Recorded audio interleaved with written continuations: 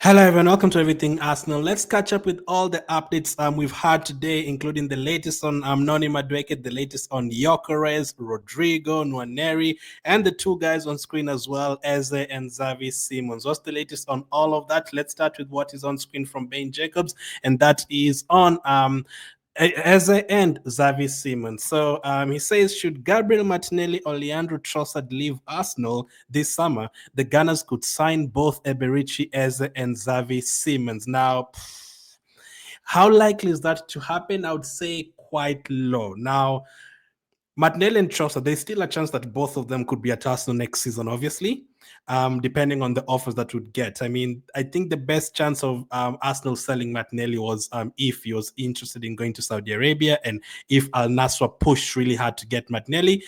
We were told that Arsenal would be up into selling him if they get like more than 65 million or something.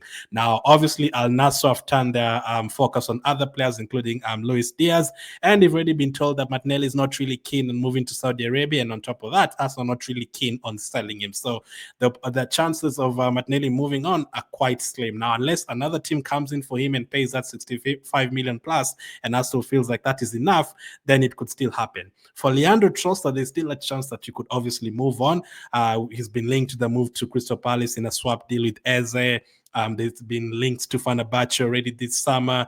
I think there's been links to Bayern Munich for Martinelli. I think Trossard was also mentioned as a possibility to go there to Syria as well. So all of them have been linked with moves away. But I think if Martinelli and Trossard are still here by the time the season starts, I doubt any of them would leave in the middle of like just before like the transfer window closes or on deadline day or something. Especially for Martinelli, if we get to the start of the season, I don't think Martinelli would be moving on. Trossard, there's still a chance, especially because he only has 1 year remaining on his contract. There's a big chance he could move on. Arsenal have to decide whether they're going to give him a new contract or they're going to sell him in January or they're going to let him go on a free at the end of the season. Now, we were also told by quite reliable sources, including Sammy Mockbell, that Arsenal are working on a new contract for Leandro Trossard. So again, that is quite a high possibility. But let's talk about Eze and Xavi Simons. Ben Jacobs says that if we sell both of those players, there's a big chance that we could sign both Eze and Xavi Simons. Now,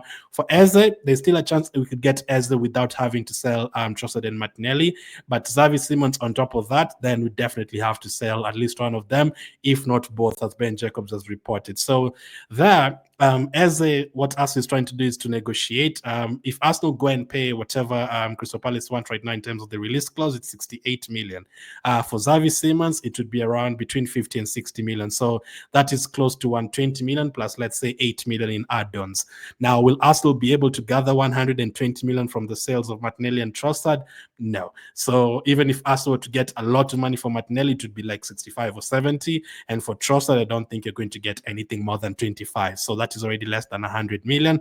Maybe Arsenal would have to make other significant sales, including, players like Vieira maybe for 20 million and a player like Rhys Nelson maybe for 10 million or something, 15. And then, be able to get Eze and Xavi Simons. Now, I definitely don't think Arsenal would go ahead and sell Martinelli or Trossard before, or sell both of them before confirming whether they're going to get at least one of these players. But the chances of that happening is quite low. I do expect at least one of them to join, especially Eze. That is who I want personally. But for the other two leaving, I do think there's a big chance of Martinelli staying and probably Trossard leaving. So that will need a lot to happen. We'll need to wait for a good offer to come in for Martinelli. We'll have to wait for a good offer to come in for Trossard.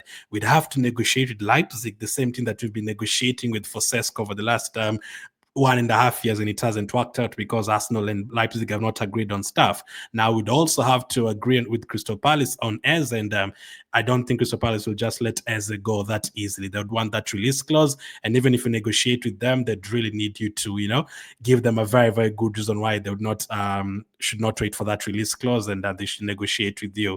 Maybe a player that they're interested in, or maybe more money. Maybe installments, but you promise them that you're going to pay them more money, more than 68 million, like the Zubimendi deal. Very complicated, very, very complicated. Like, I can't see all this happening before the Premier League season starts. So unless some of them will push all the way to after the start of the season, I mean, we wanted our signings to be done before then because we have Man United, Liverpool in the first 3 games of the season, and the fourth game after that, I think it's Nottingham and Man City. So it's very, very busy at the beginning of the season. So let's see how it goes. More on Xavi Simons. Fabrizio said that Chelsea and Arsenal are among clubs attentive to Xavi Simons' situation this summer. He's prepared to leave Leipzig as revealed since May, and Premier League top clubs are informed. No bids or talks yet, nothing concrete with Barca so far. So Chelsea also looking at him, according to Fabrizio.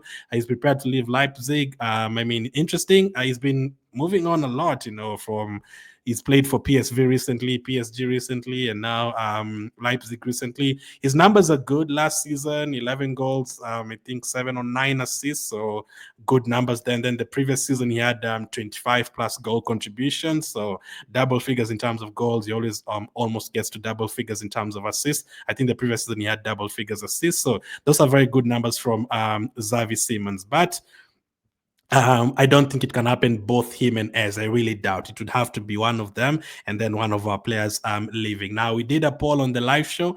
I asked you guys who you'd prefer, and 87% said Eze, 13% said Xavi Simons. Now, some people did say Xavi Simons is really good, but most people are edging towards Eze because of they feel like if the price is the same, Eze is better. They feel like the Premier League experience for Eze is very important, and they also feel like the quality of Ez is just better than Xavi Simons. Now, Xavi Simons is younger, like 4 years younger. So let's see which direction we're going to go to. But after Madueke and Gyokeres, I think we're going to need, another big attacker to come and change the team. Now, people feel like Gyokeres is the level raiser. People don't feel like the other signings have been level raisers. But if we get another attacker, then we have another level raiser, according to some Arsenal fans as well. So let's see how that one is going to go. Now, could that level raiser also be before that, Ben Jacobs had this to say on Xavi Simons. Xavi Simons suitors, which include Arsenal, hope to agree a fee worth £56 million for the Dutchman. However, any deal will likely see Leipzig demand add-ons, which also boasting a sell on close. So 56 million plus add-ons now. We know all the add-ons stories. That is why you haven't signed Gyokeres up until now. The add-ons, that was also complicated with Sesko, so it's definitely going to be complicated with Leipzig as well. Xavi Simons is a great player, but would you be willing to pay around 65 million for him, or would you rather pay that money for Ez? So those would be the questions that we asked. Now, we also talked about it the other day. I think it was the Thursday live show. We were told that Arsenal in a very, very good position financially. So apparently Arsenal can't afford to pay that 55 million for Zubimendi, especially because we're paying it in installments. We can also afford to pay that 52 million for Madueke. We are paying 48 right now. We are also able to pay for Kepa, for Norgard, for Gyokeres, for Ez, and potentially another attack on top of that without being in any financial trouble. So if that is the case and you have a very big transfer window, I think we deserve a transfer window like this, considering we were waiting for someone to come to Arsenal in January to help us go through the season. No one never came in. Last season, we signed a goalkeeper who never played. We brought in Sterling, who it never worked out. 2 loan deals. We signed Merino for very cheap, and the big signing was a defender in Calafiori. So we never really made any good attacking signings last summer. So and then the January before that, I don't think we also signed anyone as well. So pretty much the last 3 transfer windows, you'd say have been underwhelming, especially in terms of attack. You can go like 4 or 5 seasons without just improving the attack in terms of the transfer window. So we definitely need to improve the attackers, and unfortunately we couldn't just improve one position because you haven't signed any attackers for a long time. All of a sudden we needed 3 or 4 attackers because Odegaard had a poor season. Saka was injured last year. Martinelli and Trossard's form last year was not great as well, just like Odegaard. And then up front, we've been depending on players like Havertz. We don't have a striker. Jesus is currently injured, so we left ourselves in a very, very tough situation, having a lot of problems to sort out. So let's see how it goes. Now, if Xavi Simons and as are not the level raisers, could it be Rodrygo? According to Court Offside, sources with connections to the agents industry have informed Court Offside that Rodrygo looks increasingly likely to leave Real Madrid this summer. Interested clubs are unlikely to go near his 100 million euro asking price, but Arsenal could test the waters with an 80 million euro offer. Now, again, for Gyokeres and players like that, they want to join Arsenal. For Rodrygo, you're not sure if he really wants to join Arsenal.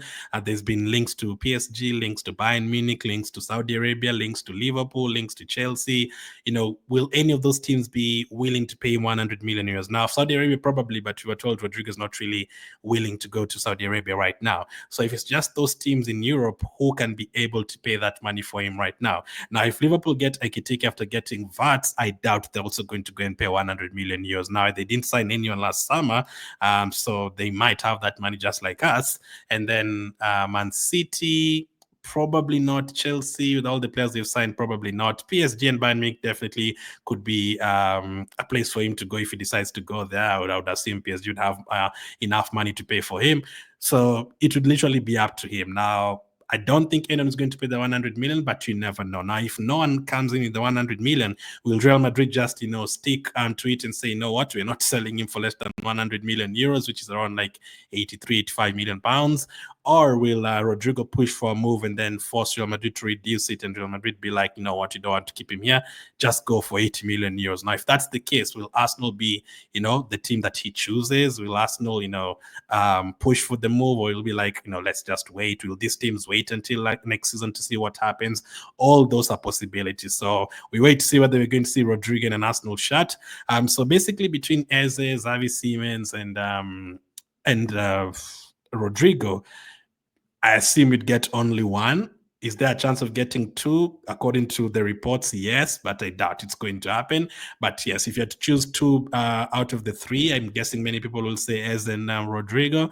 If we have those two players plus Gyokeres, then that will be a very unprecedented summer transfer. And that will be our best in history. We've never had anything like this. And on top of that, we've signed another 4-5 players. That will be like 7-8 signings. Because usually when you go for a player like Rodrygo and Gyokeres, those are the only two signings you make for that price, because you've spent a lot on them. But if you get all of those signings for 50 million plus, and you still are able to get another 4-5 players, making a total of like 8-9 transfers in total, that would be crazy. I've never heard of anything like that as an Arsenal fan. Most teams, I don't think there's any other team that ever does that. I don't think there's a team that has ever done that. 50 million, 60 million, I don't think so. So that's the latest on Rodrygo as well. Now, what about Viktor Gyokeres? What's the latest on him? According to Gary Jacobs, Arsenal are not expected to finalize the deal for Viktor Gyokeres before the squad leave for the Asia preseason tour tomorrow. Now, that is unfortunate, because if you look at what is happening at the moment, we haven't gotten Eze, we haven't gotten Rodrygo, Xavi Simons, we haven't gotten Gyokeres yet.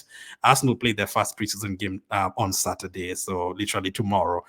We won't have any of those players there. And then considering next week against AC Milan on Wednesday, that's our first real preseason game over in Asia. We won't even have Madueke as well, because he's not going to play in the Asian tour because he's been playing the Club World Cup. So basically don't have any new attackers for those games. Basically be lining up with the same attack that we've had, Havertz, Merino, Martinelli, Trossard, Saka, the usual that you're used to. So that is unfortunate, because you would have wanted players like Gyokeres to be there ready from the first game, because we need him to adapt really quickly to what we're going to do. It's great that you're also playing English clubs like Newcastle and Tottenham, so he's going to get used to the physicality. I mean, he's played in England before, so I don't think that will be problematic for him. But you would have preferred him to be there by that point, but he's not going to be there. Doesn't look likely, unless you just get surprise out of nowhere and Arsenal announce him. But Gary Jacobs says it is not looking likely.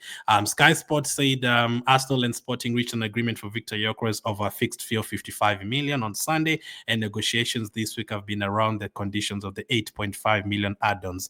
Gyokeres playing some part in Arsenal's preseason Asia tour has not been ruled out. So Sky Sports says it's still a possibility that Gyokeres could be part of the preseason tour. I mean, probably not the game against AC Milan, even if you signed him today, but the game next weekend against Newcastle, it's a possibility. Now, we were told that Ateta wants Gyokeres before Friday. Today is Friday. We were told that the medical could happen on Friday. Today is Friday. So none of that has happened, but let's hope it can be pushed more. So in terms of the add-ons, Sporting wanted guaranteed. So you're going to pay them almost 55 million upfront and then 10 million in add-ons. Now, the 10 million in add-ons, Arsenal wanted 3 million to be guaranteed and 7 million to be complicated add-ons. But Sporting want 10 million to the whole 10 million to be guaranteed. Now, what do we mean by guaranteed? Sporting want it to be easier to, get to that point. So basically at this point, we are not going to really be paying them 55 million. We're going to be paying them that 65 million because those add-ons are very easy. They have Gyokeres making 20 appearances. Obviously, we'll make those 20 appearances. We're going to give them that 2.5 million. Another 20 appearances after that, you're going to give them another 2.5 million. 20 appearances the following season, you're going to give them another 2.5 million. And then if Arsenal make it to the Champions League, another 2.5 million euros. Now, that's all those add-ons, obviously, they're not going to be paid right now because they have to wait for Gyokeres to make 20 appearances. So that is like November or something. They have to wait for another 20 appearances, so a total of 40. That could be like in April or something. And then they have to wait to see if Arsenal is going to qualify for the Champions League. So that is 1 year from now. And they also have to wait for another 20 appearances the following season. That is like 1.5 years from now. So the gap is big, but Arsenal do not want it to be that guaranteed. They want it to be like, if Arsenal win the league, we're going to give you 2.5 million. If Arsenal win the Champions League, we're going to give you another 2.5 million. And then we're also going to give you 2.5 million if he makes those 20 appearances. But the last 2.5 million, if he scores 20 plus goals, you're going to give it to you. But Sporting do not want that. Sporting feel like, Arsenal is not going to win the league. Arsenal is not going to win the Champions League. We're not going to get our extra money. Our true value of Gyokeres is 65 million, not really 55 million. So you have to pay those guaranteed add-ons. So all that has been very complicated. So let's see how it goes. Sky Sports also say that Viktor Gyokeres playing a part in Arsenal's Asian pre-season tour has not been ruled out. Already read that one. So yeah, for Gyokeres, we just keep on waiting, man. Let's hope it doesn't get too complicated. Now, Madueke was announced today by Arsenal, North London's latest recruit. As I said at the beginning, he's unfortunately not going to be part of the preseason tour, so we'll have to wait another 2-3 weeks before we see him in an Arsenal shirt.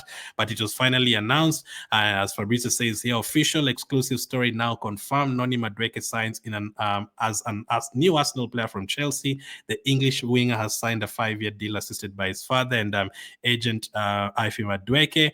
Ali Barat, owner of Epic Sports, brokered the intermediation deal. So yeah, this is dad there, I'm guessing, the agent as well. Arsenal are ready to pay that 52 million. They say they feel like he's worth that 52 million. So fair enough. Welcome to Arsenal, Madueke. Let's hope that it works out for him. Let's hope that by December we're not even talking about that price because things have gone very, very well. But it's a lot of money to spend, and this could possibly be the deal that doesn't allow us to get the other players like Xavi Simons or Rodrygo, those kind of players. Madueke has been chosen as the wing, and as of now, I don't think we're going to get another winger. So let's see how it works out for him. This is what Ghana Blog had to say about it all. Arsenal undertook background checks on Noni Madueke, including speaking to his England teammates. The Gunners received good references about his personality and dressing room impact, seeing a player determined to improve. So they talked to his teammates. I'm guessing players like Saka and Declan Rice and do you have any others in maybe the likes of Nwaneri if they've been in the same team, but probably players like Declan Rice at Arsenal and maybe former teammates. I think they played a little with players like Havertz. So we've done background checks. I'm guessing that is in terms of the dressing room impact and the kind of player that he is in terms of dressing room and outside the pitch, because we've been told previously last season, Chelsea did not play him twice. Once because he was not training hard enough, according to Maresca, and the second time he was just not, part of Maresca's thoughts because of outside stuff, outside of the field stuff. So that is obviously a worry, especially in Arteta's team. We know how many players that players like Aubameyang have fallen out because of such stuff outside off the pitch. So Arteta is very, strict in terms of that. So I was actually very surprised when I heard that we wanted to get Madueke because it doesn't feel like the kind of Arsenal player, the kind of player Arteta would want. But it's happening. It has already happened. So we've taken background checks. So I guess they feel like it's good enough. And then this is what Bata had to say. We are very pleased to have concluded an excellent deal for a hugely talented young player, Noni Madueke. Noni's performance and numbers and availability over recent seasons seasons have been exceptional, reflecting his quality and professionalism. Noni is a dynamic, versatile wide forward player with strong technical ability who will significantly strengthen our squad. Noni already has valuable experience at the top level, and we know he will make a big impact at Arsenal. Together with everyone at the club, we warmly welcome Noni to Arsenal. And this is what I had to say. We are all happy to welcome Madueke to the team. Noni is an exciting and powerful young player, with his performances and numbers in recent seasons being of consistently high quality. He is one of the most talented wide forward players in the Premier League. At just 23, Noni already brings experience of club and international football, and he knows the Premier League very well. Having seen the quality of Noni's performances up close in recent seasons, we are really excited he is joining us. Noni joins our group with familiar England teammates and other players he knows. Hopefully, Ez is the other one to join up with that. He will be made to feel at home straight away. His arrival will really improve our squad. We are all thrilled to have him here. From all of us, welcome Noni and welcome to your family. So Madueke is officially an Arsenal player. He will get started after the Asian tour. Due to Madueke's playing commitments in the Club World Cup this summer, he will join up with the Arsenal squad in early August after their Asian tour. So he will be available for Bilbao and Villarreal, those games at the Emirates Stadium, just before the season starts. Nwaneri, Fabrizio confirmed that all documents have been signed between Ethan Nwaneri's camp and Arsenal for new deal. Progress made last week, agreement in place earlier this week. Deal sealed now, Ethan and Arsenal together until 2030. So that is big. This was first reported by Sam Dean. I had it here. I don't know why it's gone in terms of the screenshot, but yeah.